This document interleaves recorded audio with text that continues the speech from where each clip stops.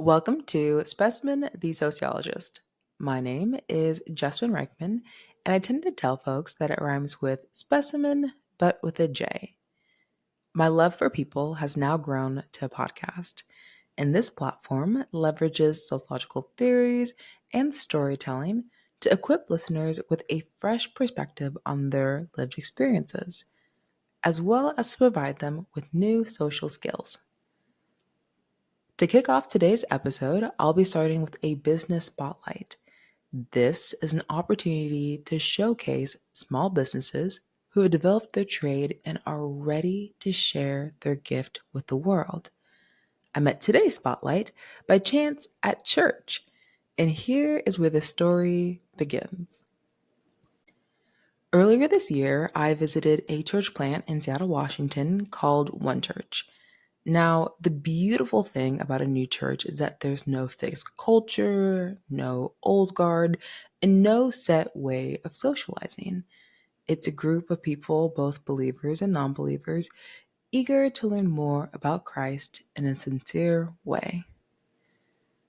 One Sunday, I ended up connecting with a gentleman named Marcellus.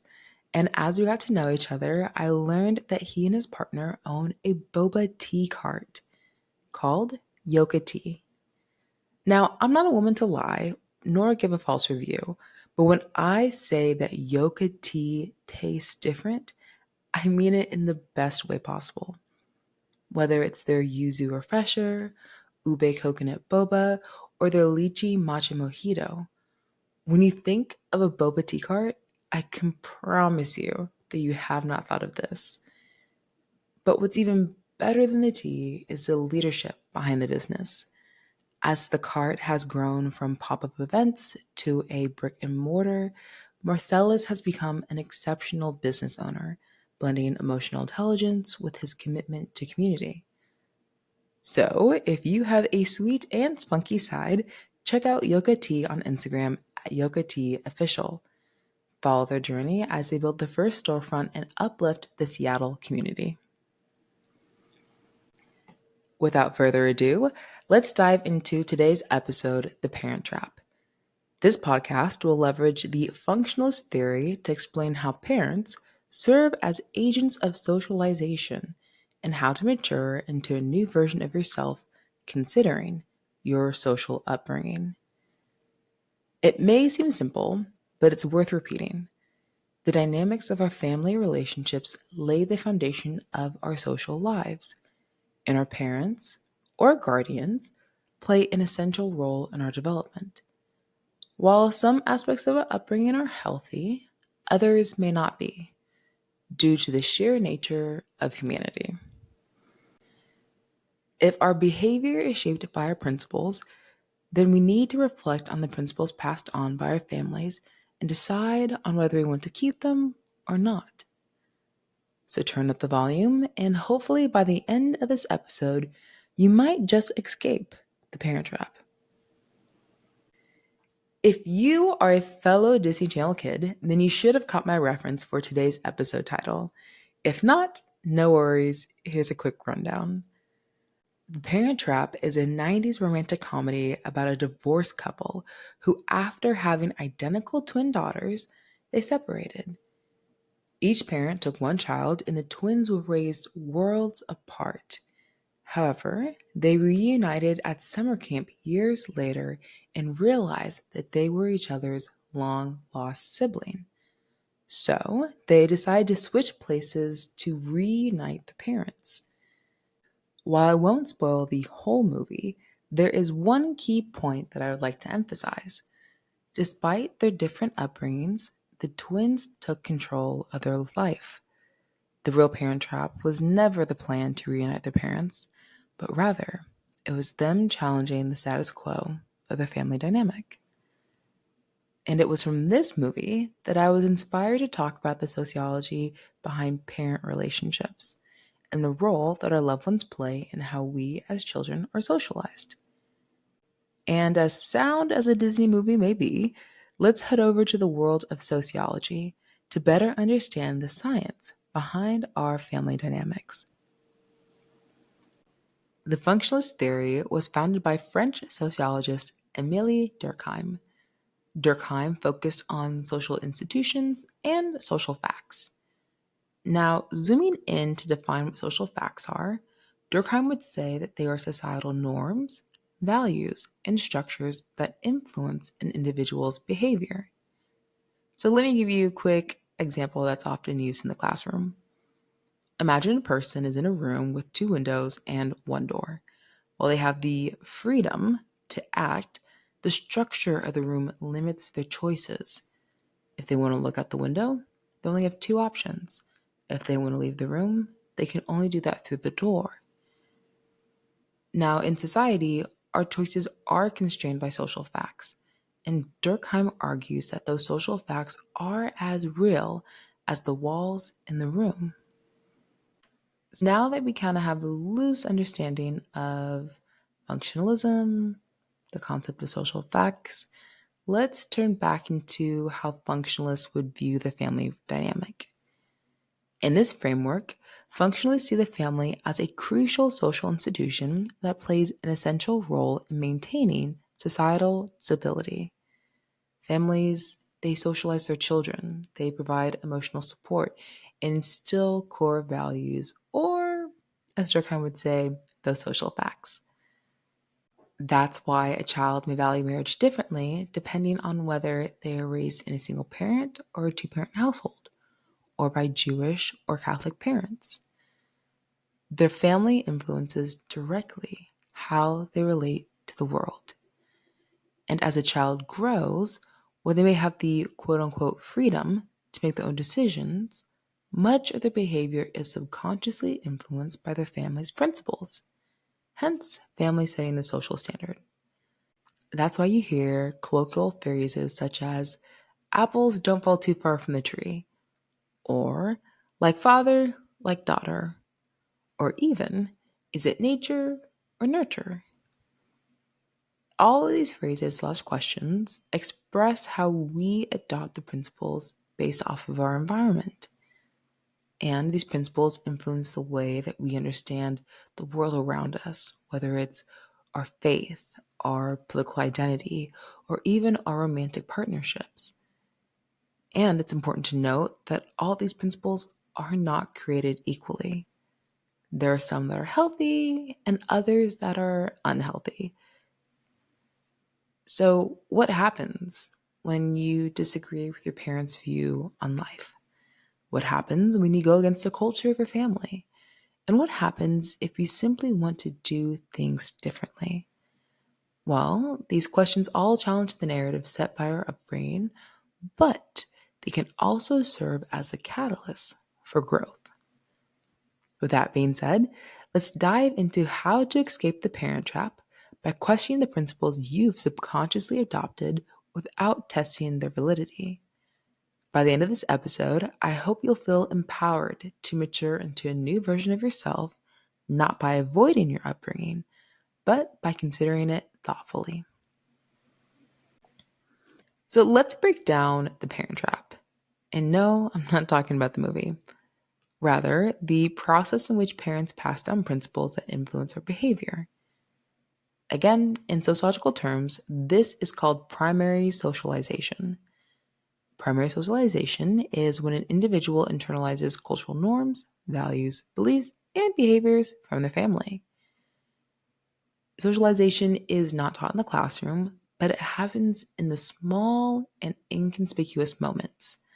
Whether you ask your parents for advice on how to move forward with a crush, or how to deal with a difficult boss, or what political party aligns with your views. These subtle interactions shape the principles that you slowly begin to build your life upon. And this is the parent trap. The ones that are passed down by parents help form our lives. And as I said earlier, some are healthy and some not too healthy. But to help bring this a little bit more to life, let me illustrate with a personal story. Now, this one, we're going to throw it all the way back to high school.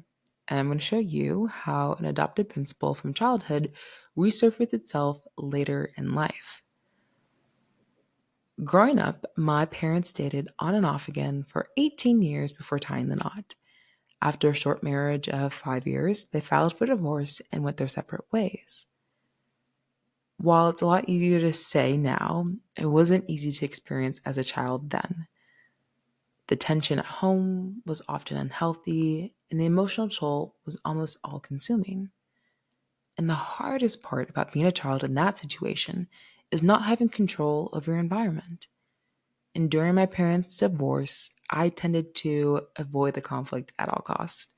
I became heavily involved with extracurricular activities as an opportunity to come to school early or stay late, as well as I did my best to not upset the apple cart when at home. Now, this behavior of avoidance was one that I picked up from both of my parents. Throughout their marriage, each would either avoid the house or avoid each other unless a serious conversation was necessary, or it was a sunny day, so to speak. And while I can't speak from the perspective of a parent or a spouse, I can speak from the perspective of a child. And I can say that it was a difficult time for us all. And it wasn't until later that I realized the way that I had avoided certain conversations and certain moments at the house, how it slowly began to impact me. Often, when you think of an avoidant attachment style, it can be seen as emotional withdrawing or avoiding tough conversations or running away. But for me, it manifested differently. I had this internal drive to be independent, to downplay my needs, and push through difficult times without addressing the emotional toll. And for example, since we're being vulnerable here, when my parents were freshly divorced, I remember my mom placing me in therapy just to help me process the shift of the family relationships. But during the first few sessions, I refused to speak, which led to a very short stint of therapy. And I just did what both my parents did, which was I carried on in the wise words of Martha Wash. Little did I know that your girl fell for the parent trap, which is the moment that you adopt behavior similar to that of your parents. And while I thought of it as resilience when I was younger, it showed up different in my young adulthood. The need for independence led to poor delegation in student leadership roles. Downplaying my needs resulted in a lack of boundaries in familial relationships, and pushing through hard times led to burnout. The avoidance showed up in my behavior.